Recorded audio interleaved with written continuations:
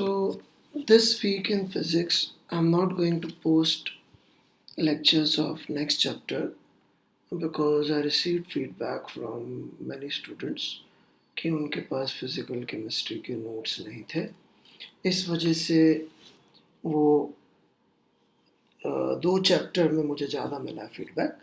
मैंने chapter wise किया तो लोगों ने बोला फोटो इलेक्ट्रिक इफेक्ट और डी ब्रॉगली वाले पार्ट में सवाल सॉल्व हो रहे हैं. थ्योरी तो देखिए मॉडर्न फिज़िक्स की समझ में आना बड़ा मुश्किल है.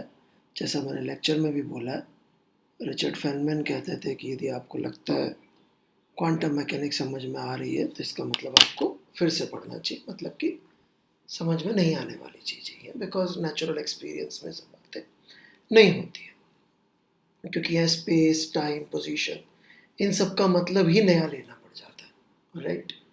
तो वो ऑब्वियसली इतना नहीं चमकती. तो बोर के बारे में मुझे कहा था, बोर का कुछ पोर्शन जो कि फिज़िकल केमिस्ट्री में कवर करा गया था पर आपके पास नहीं था. हालांकि किताब थी आपके पास एच.सी. वर्मा, वहाँ पे वो सब चीज़ें थी, बट मैं एक तो वो पोर्शन कवर कर दूँगा. सो वो वाले लेक्चर्स जो मेरे हिसाब से परेशानी वाले थे, वो लेक्चर्स प्लस उसके लिए जो भी सप्लीमेंट्री और नॉलेज चाहिए वो मैं इसमें इस वीक पोस्ट कर दूँगा.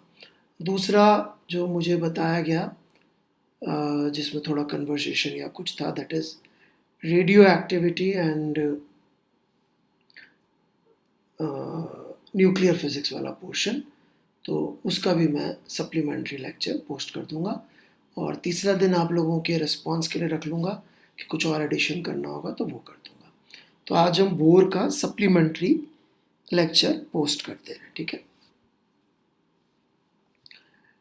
तो प्रॉब्लम शुरू होती है हाइड्रोजन स्पेक्ट्रा से. ये किताब का पेज है आपके सामने, एचसीवी का 43rd चैप्टर सेक्शन 2. तो समझाया तो मैंने पूरी बात थी, बट फिर भी यहाँ पे क्या लिखा हुआ है कि क्या कर रहे हैं. हाइड्रोजन गैस को जो है एक सील ट्यूब में रखा और हाई टेम्परेचर तक इसको हीट कर दिया, ठीक है.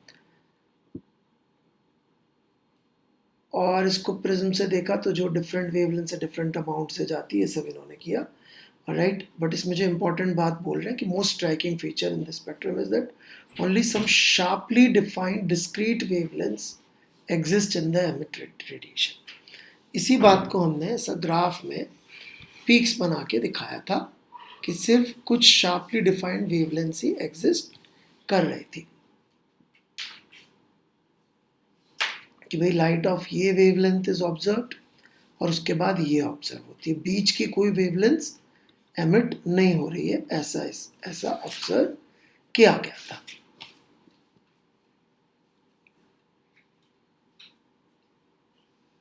ठीक है.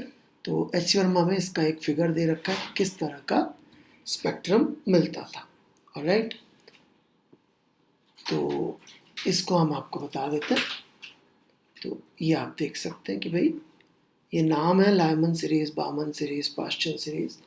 तो ये सब चीज़ें क्या है ये भी मैं आपको बता देता हूँ. 10 we have indicated Lyman series, फिर ये बामर सीरीज वेवलेंथ के साथ इंडिकेट कर रखी है, पास्चन सीरीज, ऑलराइट. तो ये जो वेवलेंथ ऑब्जर्व होती थी ये इस इक्वेशन में फिट हो जाती हैं, ऑलराइट. और लायमन सीरीज कब आ रही थी, इस इक्वेशन में 1 पुट करने पर, ऑलराइट, और 2 ऑनवर्ड्स पुट करने, m को 2, 3, 4, 5 इन्फिनिटी तक आप पुट करते चले जाइए. तो मतलब कि m को जब आप पुट करेंगे 2 तो फर्स्ट लाइन आ जाएगी, ऑलराइट. और जब आप इनफाइनाइट पुट करेंगे तो मैंने थोड़ा उल्टा बोल दिया, I am sorry, this got it wrong.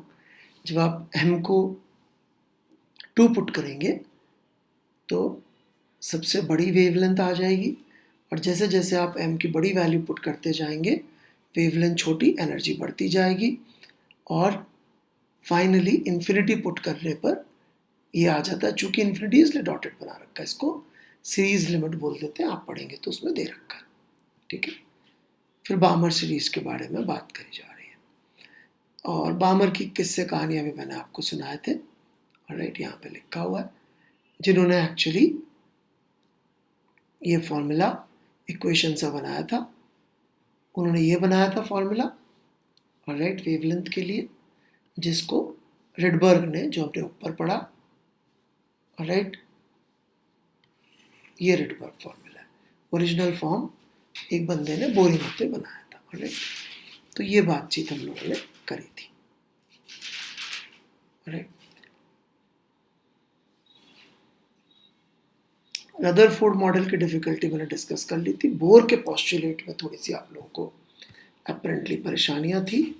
Alright, तो मैं उस पर थोड़ी सी बात कर लेता हूँ। तो ये आपको वैसे तो 11th में पढ़ा रखा है, बट कोई बात नहीं।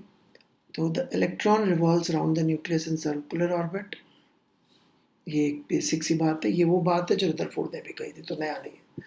The orbit of the electron around the nucleus can take some special values of radius, ये इन्होंने बोला। In these orbits special radius the electron does not, ये मतलब मैक्सवेल लॉ को फॉलो नहीं कर रहे हैं इस ऑर्बिट में, इसने रैंडमली आर्बिट्रेरली ऐसा बोल दिया था। Energy of the atom has a definite value in stationery orbit, orbit की वैल्यू फिक्स है तो एनर्जी की वैल्यू भी फिक्स हो जाएगी, और जब वो एक से दूसरे में जाएगा तो एनर्जी का डिफरेंस जंप करेगा और लेगा या देगा depending on lower to higher energy जा रहा है कि हायर टू लोअर एनर्जी जा रहा है। और एनर्जी ऑफ द फोटोन उसने इस इक्वेशन से आ जाएगी, ऐसा बोला कि इतना एनर्जी का उसका चाहिए होगा या देगा, तो लोअर टू हायर या higher to lower. Electron can also absorb from some source and jump from lower to higher, और यदि वो हायर टू लोअर आ रहा होगा तो इतनी एनर्जी रिलीज कर देगा, मतलब इतने का फोटोन निकल जाएगा। The electron can jump from one stationary orbit to another, if it jumps from an orbit of higher energy to, तो इतनी एनर्जी का फोटोन निकल जाएगा।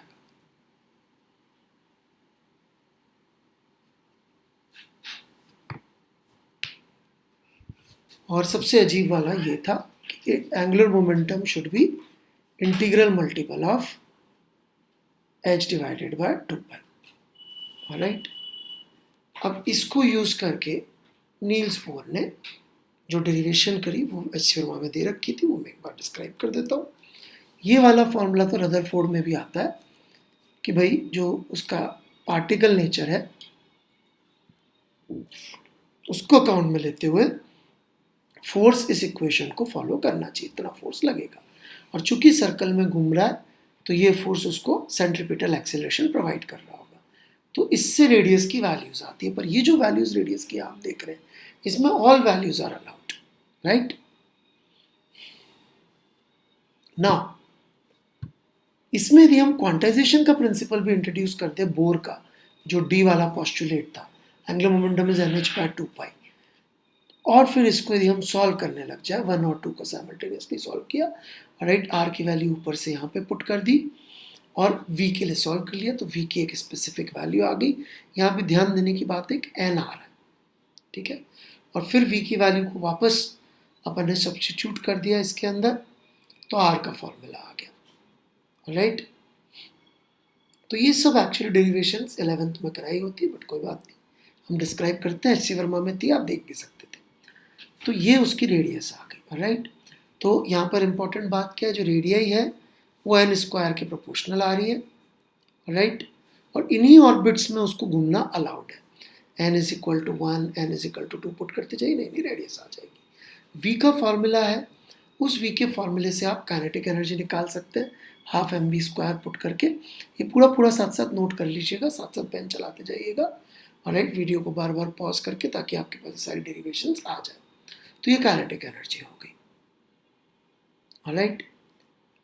पोटेंशियल एनर्जी की बात करेंगे तो पोटेंशियल एनर्जी बेसिकली ये आपका positive charge plus Ze centre में, और ये इलेक्ट्रॉन इसके चारों तरफ घूम रहा है, ऑलराइट, r रेडियस के सर्कल में। तो पोटेंशियल एनर्जी का फॉर्मूला हो जाएगा आपका, alright, minus kZe into E upon r², sorry r² नहीं आएगा, अपॉन r। तो ये फॉर्मूला इन्होंने लिखा है, और r का वैल्यू नीचे से उठा के इधर सब्स्टिट्यूट कर दिया, तो पोटेंशियल एनर्जी का फॉर्मूला आ गया। काइनेटिक एनर्जी और पोटेंशियल एनर्जी को जोड़ देंगे तो टोटल एनर्जी का ये फॉर्मूला आ गया। ये फॉर्मूले में यदि आप ध्यान देंगे तो इसमें क्या आ रहा है, टोटल एनर्जी की वैल्यू, राइट, यदि आप देखें, राइट, और काइनेटिक एनर्जी की वैल्यू देखें आप, तो बेसिकली काइनेटिक एनर्जी की वैल्यू, राइट, जो आ रही है, राइट, वो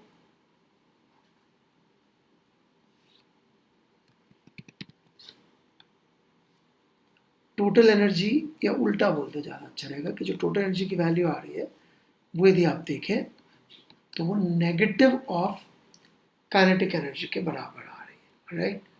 टोटल एनर्जी की वैल्यू नेगेटिव ऑफ काइनेटिक जा रही है, मतलब कि जो पोटेंशियल एनर्जी है बेसिकली नेगेटिव ऑफ 2k है। तो टोटल एनर्जी आप देखेंगे नेगेटिव आ रही है और इसको फॉलो कर रही है।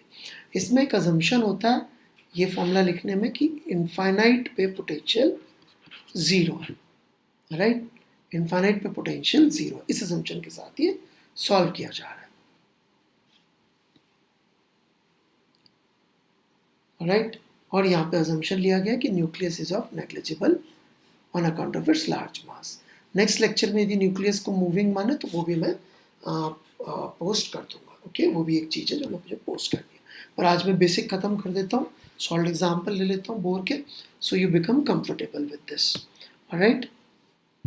अच्छा, दूसरा लेक्चर के बीच में if I am asking some doubt and somebody is answering, it was only these things I asked, इसके अलावा कोई डाउट है तो आप लिखकर उसको फ्रीज करके पूछ के भेज देंगे, मेरे को लिख के भेजेंगे अपने हाथ से, तो आई डेफिनेटली रिप्लाई, ऑलराइट। खैर, so from equation 43.3 the radius of the smallest allowed circle निकाल लिया इन्होंने। इसको याद रखने का एक अच्छा तरीका ये भी रहता है कि ये रेडियस R1 आ गई, राइट, हाइड्रोजन के लिए, क्योंकि Z को भी पुट करना है, राइट। तो कई बार जो फॉर्मूला है इसको हम लोग ऐसे भी याद रख लेते हैं, जहाँ पे A0 का वैल्यू ये है, right, n square A0 by Z, ताकि अपन को यदि हाइड्रोजन लाइक कोई मिल जाए आयन, हाइड्रोजन लाइक का मतलब जिसमें single electron species, okay, single electron species. अभी सिंगल इलेक्ट्रॉन स्पीशीज क्या हो सकते हैं, it can be helium plus हो सकता है, right, HHELi lithium plus plus हो सकता है। So these are all hydrogen likes, electron single होना चाहिए, बाकी और कुछ भी, okay. ground and excited atoms. So from equation the total energy of the atom in the state is this. मैं जानबूझ के HCl में यूज़ कर रहा हूँ ताकि यदि आपको नोट्स में भी कुछ कमी रह जाए तो यू नो कि कहाँ से कॉपी करना है, ताकि कुछ भी आपसे मिस ना हो, ओके, क्योंकि सब कुछ किताब से लिया गया था। Total energy of the atom in the state n is equal to 1 अपन ने यदि पुट किया तो इसको सॉल्व करने पर और z is equal to 1 put करने पर फॉर्मूला यह आ जाता है, राइट।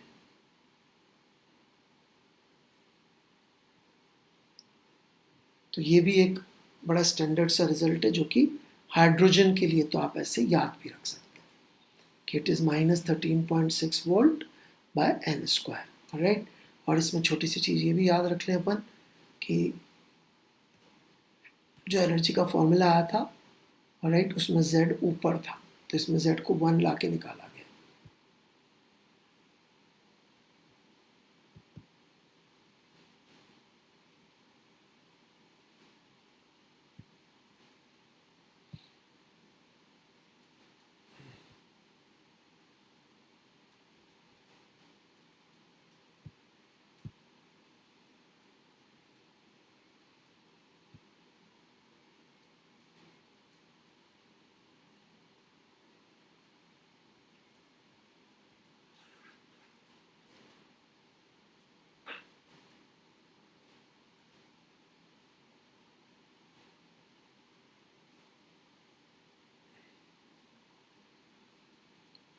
तो इसको यदि अपन को जनरल के लिए याद रखना हो तो वो जनरल के लिए बेसिकली -13.6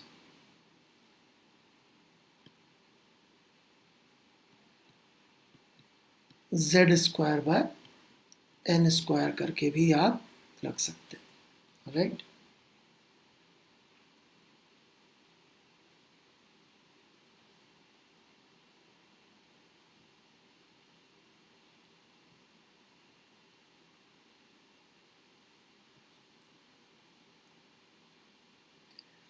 फिर ये नाम बताए गए थे आपको, the state of an atom with the lowest energy is called ground state. मतलब जब इलेक्ट्रॉन यहाँ होगा तो हम उसको बोलेंगे, उस स्टेट में हम एटम को बोलेंगे ग्राउंड स्टेट, राइट। और मान लीजिए इलेक्ट्रॉन जो है वो ऊपर जंप करके यहाँ चला गया, तो हम इसको बोलेंगे फर्स्ट एक्साइटेड, इसको नहीं, ये तो n इजिकल टू 2 है। ऐसी स्टेट में एटम को क्या बोलेंगे अपन, फर्स्ट एक्साइटेड स्टेट, राइट। मैं कलर से मार्क कर रहा हूं, इस स्टेट में यदि एटम है तो कि इलेक्ट्रॉन यहाँ, इसी तरह से मान लीजिए वो उछल के और ऊपर चला गया, यहाँ चला गया, तो क्या बोलेंगे इसको, second excited state, right, and so on so fourth, आप इसके नाम रख सकते हैं, right. So this is what it is. अब एक्सप्लेनेशन है कि भाई ऐसा क्यों हो रहा है, तो ये मैंने लेक्चर में दिया था एक्सप्लेनेशन कि भाई यदि अपन देखेंगे एनर्जी स्टेट्स के फॉर्मूले, राइट, तो वो ऐसे वाले फॉर्मूले आ रहे हैं एनर्जी के। तो यदि हम एक स्टेट से दूसरी स्टेट में जाएगा तो ये डिफरेंस होगा एनर्जी का, और जो डिफरेंस होगा एनर्जी का, उतनी एनर्जी का उसमें जंप होगा जब वो ऊपर से नीचे आएगा, राइट।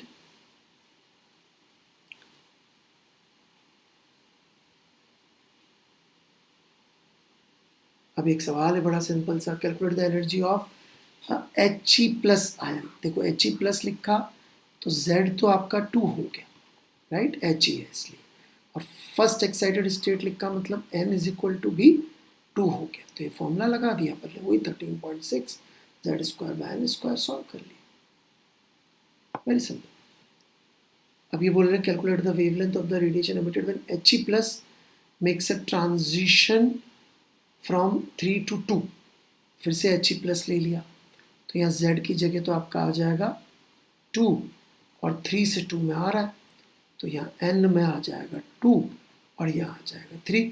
मैं इसको ऐसे भी दे सकता था कि सेकेंड एक्साइटेड स्टेट से फर्स्ट एक्साइटेड स्टेट में आ रहा है, यदि मैं ऐसा दे देता तो भी सॉल्व हो जाता, सेकेंड एक्साइटेड स्टेट से फर्स्ट एक्साइटेड स्टेट में आ रहा है, ऐसे भी देते हैं बच्चों को कंफ्यूज करने पे, सिर्फ नाम के चक्कर में लैम्डा के लिए, फिर आपने सॉल्व कर लिया इसको, राइट।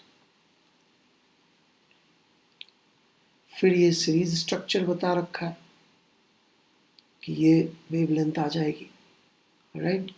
अब ये बोल रहा है देखो n इज इक्वल टू 1 से 2, ये मैंने आपको बताया था, इसको फर्स्ट लाइन बोलते हैं ना, this is the first line of Lyman series, right. तो ये आ गया 121.6, और इन्फिनिटी पुट कर दिया तो लिमिट आ गई, सीरीज लिमिट। इसके बीच में क्या लाएगी लाइमन सीरीज, मतलब कि 1 में जंप करना चाहिए उसको, 2 से 1 में आए, 3 से 1 में आए, दिस इज लाइमन सीरीज, ऊपर से कहीं से भी 1 में आए, that is called Lyman series,